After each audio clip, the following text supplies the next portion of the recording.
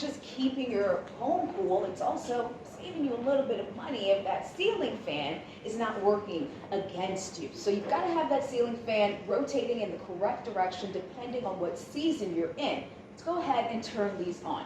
For the summer season, you want to look at your ceiling fan and make sure that it's rotating counterclockwise. Remember, these blades, they're angled to control the flow of the air. And when the blades are moving counterclockwise, it's actually pushing air downwards, creating something of a wind chill effect. It's bringing that breeze right directly down on you.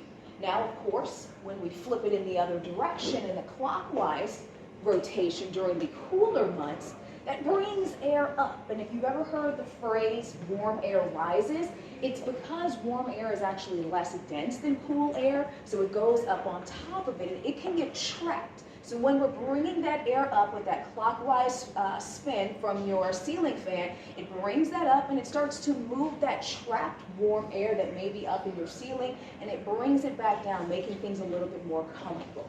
Now, if you're not sure how to change your ceiling fan, there should be a little switch, very small switch in the base of the fan above the blades. You just tick that, and that should save you a little bit of money and keep your house more comfortable as we head into the warmer months.